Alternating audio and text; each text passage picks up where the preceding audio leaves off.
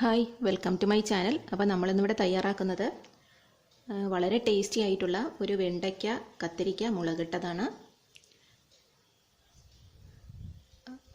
എല്ലാവർക്കും വളരെയധികം ഇഷ്ടപ്പെടുന്ന ഒരു കറിയാണ്. വളരെ എളുപ്പത്തിൽ നമുക്കത് തയ്യാറാക്കാൻ പറ്റും. അപ്പോൾ അത് എങ്ങനെയാണ് തയ്യാറാക്കുന്നതെന്ന് നോക്കാം.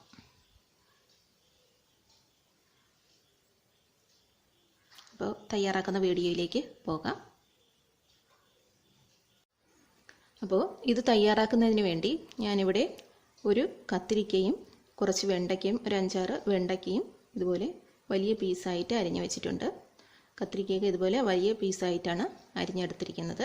ഒരു കത്തിരിക്കയും ഒരു 5-6 വെണ്ടയ്ക്കയും. അപ്പോൾ ഇത് നമുക്ക് ഒരു പാനിലിട്ടൊന്ന് വഴറ്റിയെടുക്കണം. അപ്പോൾ ഇത് വഴറ്റിയെടുക്കുന്നതിന് വേണ്ടി ഞാനിവിടെ ഒരു പാൻ അടുപ്പത്ത് വെച്ചിട്ടുണ്ട്. ഇതിലേക്ക് കുറച്ച് എണ്ണ ഒഴിച്ചു കൊടുക്കുക.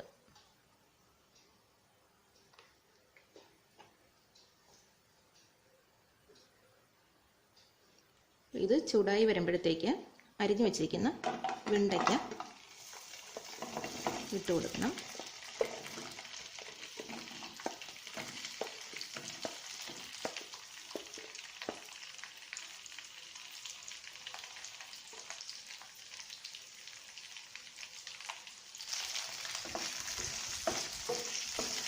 വഴറ്റി കൊടുക്കണം.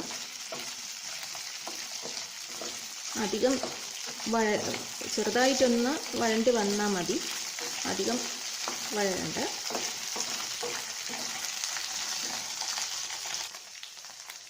ഇതിലേക്ക് കുറച്ച് ഉപ്പ് കൂടി ചേർത്ത് കൊടുക്കാം. വെണ്ടയ്ക്കയിൽ കുറച്ച് ഉപ്പും കൂടെ പിടിക്കുന്നതിന് വേണ്ടിയാണ്.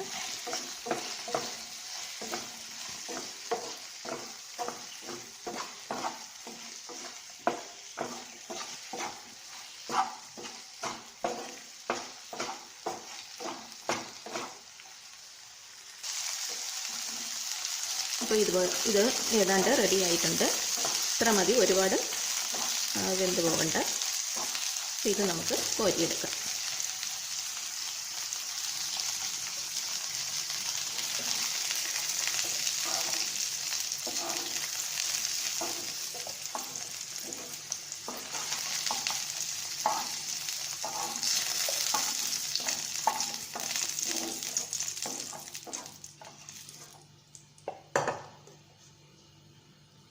ഇനി ഇതിലേക്ക് നമ്മൾ അരിഞ്ഞു വെച്ചിരിക്കുന്ന കത്തിരിക്ക കൂടി ചേർത്ത് കൊടുക്കണം.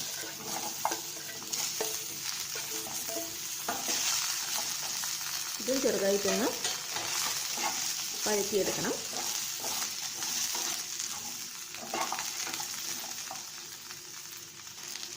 ഇതിലേക്കും കുറച്ച് ഉപ്പ് ചേർത്ത് കൊടുക്കുകയാണ്.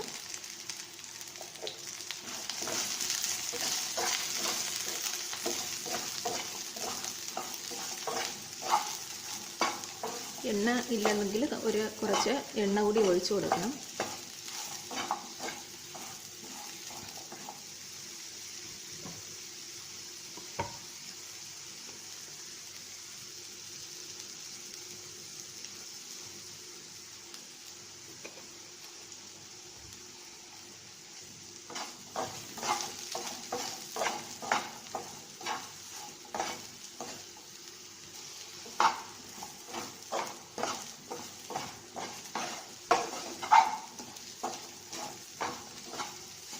ഇതും അധികം വെന്ത് പോകരുത്, വെന്ത് കുഴഞ്ഞു പോകും. അതാണ് വലിയ കഷ്ണമായിട്ട് അരിഞ്ഞിട്ടത്. പെട്ടെന്ന് വെന്ത് പോകുന്നത് കൊണ്ടാണ് വലിയ കഷ്ണം. ഇത് കടിക്കാൻ പാകത്തിന് നമുക്ക് കിട്ടണം കറിയിൽ. അധികം വേഗണ്ട, ചെറുതായിട്ട് ഒന്ന് വെന്ത് വന്നാൽ മതി. അപ്പോൾ ചെറുതായിട്ട് വഴറ്റിയെടുത്തിട്ടുണ്ട്.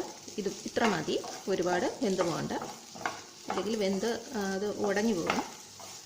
ഇത് പീസായിട്ട് തന്നെ നമുക്ക് കിട്ടണം കറിയിൽ. പിന്നെ അത് നമുക്ക് എടുക്കാം.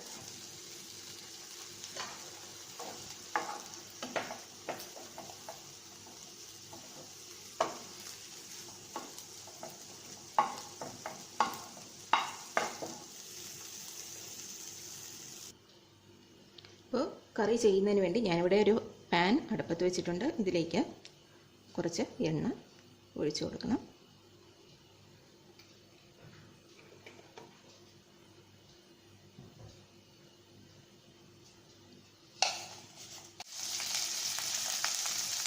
ഒരു സവാള അരിഞ്ഞതുകൂടി ചേർത്ത് കൊടുക്കണം.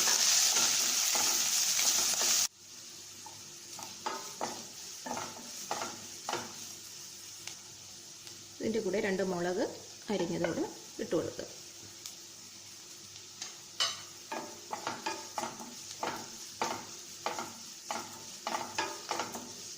നല്ലവണ്ണം വഴറ്റിയെടുക്കണം. ഇപ്പോൾ ഉള്ളി വഴണ്ടി വന്നിട്ടുണ്ട്. ഇനി ഇതിലേക്ക് ഒരു തക്കാളി അരിഞ്ഞത് ചേർത്ത് കൊടുക്കുക. നീളത്തിൽ അരിഞ്ഞു വെച്ചിരിക്കുകയാണ് തക്കാളി, അത് ചേർത്ത് കൊടുക്കണം.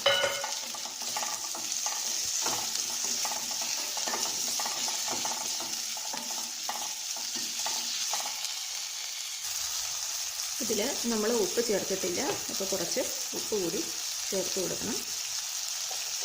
കുറച്ച് ചേർത്താൽ മതി. നമ്മൾ വെണ്ടയ്ക്കയിലും വഴുതനയിലും ഉപ്പ് ചേർത്തിട്ടുണ്ട്. അപ്പോൾ പിന്നീട് ഉപ്പ് നോക്കിയിട്ട് ബാക്കി ചേർക്കണം. ഇത് വഴണ്ട് വരുന്നതിന് വേണ്ടി ശകലം ഉപ്പ് ചേർത്ത് കൊടുക്കണം.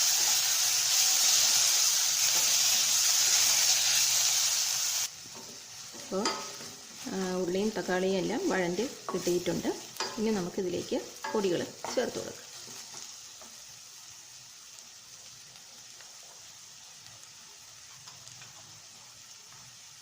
ഒരു ചെറിയ സ്പൂണിൽ മഞ്ഞൾപ്പൊടി,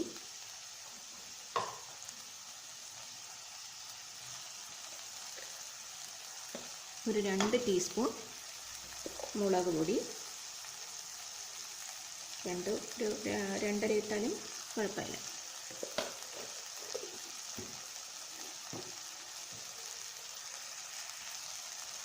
കുറച്ച് ഉലുവപ്പൊടി,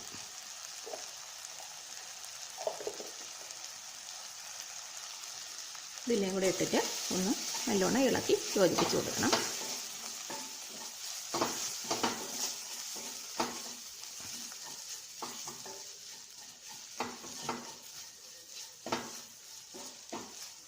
മുളക് പൊടിയൊക്കെ ആ പച്ചമണം മാറുന്നവരെ ഒന്ന് ഇളക്കി കൊടുക്കുക.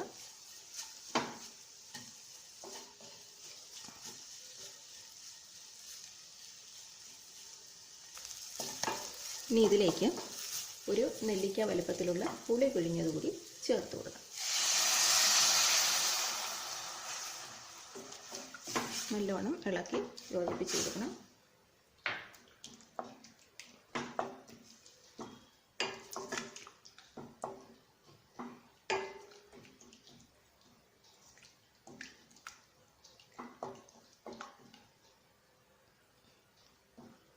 ഇതിലേക്ക് കുറച്ചുകൂടി വെള്ളം ചേർത്ത് കൊടുക്കുക.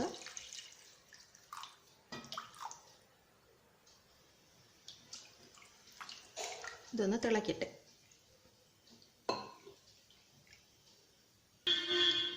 കുറച്ച് നേരത്തേക്ക് ഒന്ന് അടച്ച് വെച്ചേക്കാം, ഒരു 5 മിനിറ്റത്തേക്ക്. നമുക്ക് ഒന്ന് തുറന്ന് നോക്കാം. അപ്പോൾ നല്ല തിളച്ചിട്ടുണ്ട്. ഇനി ഇതിലേക്ക് നമ്മൾ വഴറ്റി വെച്ചിരിക്കുന്ന കത്തിരിക്കയും വെണ്ടയ്ക്കയും കൂടി ചേർത്ത് കൊടുക്കണം.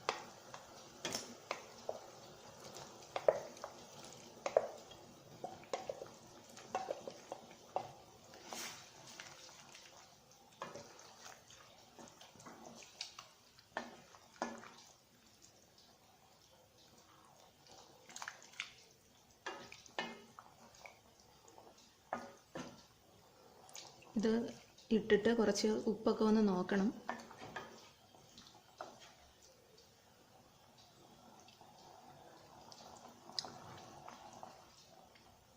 കുറച്ചുകൂടി ഉപ്പ് ആവശ്യമുണ്ട്.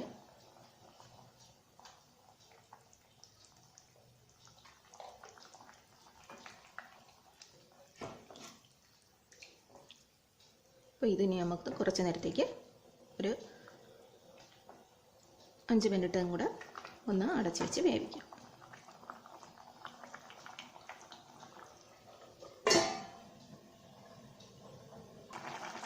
ഇതിലേക്ക് കുറച്ച് കായപ്പൊടി കൂടി ചേർക്കണം.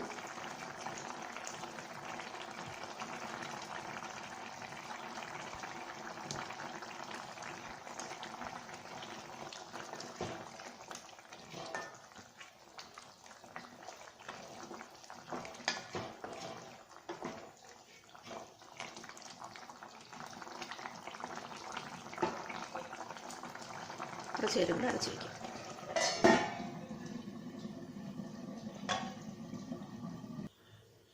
ഇത് നമുക്കൊന്ന് തുറന്ന് നോക്കാം.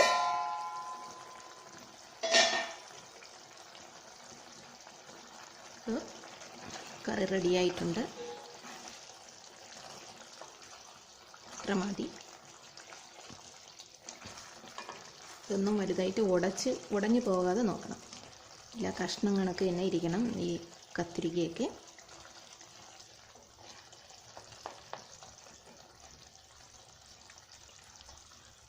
അപ്പോൾ നമുക്കിനി സ്റ്റൗ ഓഫ് ചെയ്യാം.